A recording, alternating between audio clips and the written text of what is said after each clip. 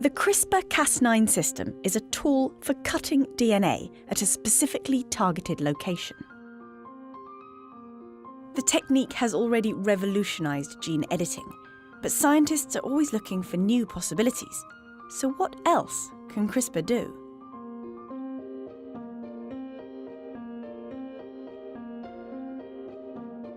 Since being discovered in a bacterial immune system, CRISPR-Cas9 has been adapted into a powerful tool for genomic research. There are two components to the system: a DNA-cutting protein called Cas9 and an RNA molecule known as the guide RNA. Bound together, they form a complex that can identify and cut specific sections of DNA. First, Cas9 has to locate and bind to a common sequence in the genome called a PAM. Once the PAM is bound, the guide RNA unwinds part of the double helix. The RNA strand is designed to match and bind a particular sequence in the DNA. Once it's found the correct sequence, Cas9 can cut the DNA. Its two nuclease domains each make a nick, leading to a double-strand break. Although the cell will try to repair this break, the fixing process is error-prone and often inadvertently introduces mutations that disable the gene. This makes CRISPR a great tool for knocking out specific genes. But making double-strand breaks isn't all CRISPR can do. Some researchers are deactivating one or both of Cas9's cutting domains and fusing new enzymes onto the protein. Cas9 can then be used to transport those enzymes to a specific DNA sequence. In one example, Cas9 is fused to an enzyme, a deaminase, which mutates specific DNA bases,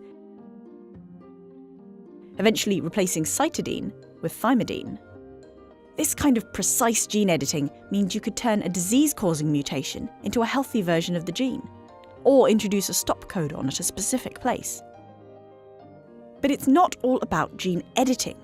Several labs have been working on ways to use CRISPR to promote gene transcription. They do this by deactivating Cas9 completely, so it can no longer cut DNA.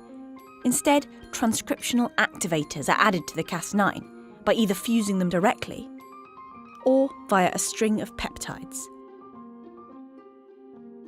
Alternatively, the activators can be recruited to the guide RNA instead. These activators recruit the cell's transcription machinery, bringing RNA polymerase and other factors to the target, and increasing transcription of that gene. The same principle applies to gene silencing. A CRAB domain fused to the Cas9 inactivates transcription by recruiting more factors that physically block the gene.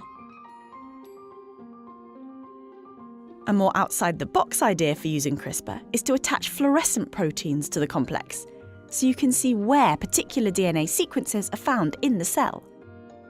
This could be useful for things like visualizing the 3D architecture of the genome, or to paint an entire chromosome and follow its position in the nucleus. CRISPR has already changed the face of research, but these new ideas show that what's been achieved so far could just be the tip of the iceberg when it comes to CRISPR's potential. Whatever comes next, it seems the CRISPR revolution is far from over.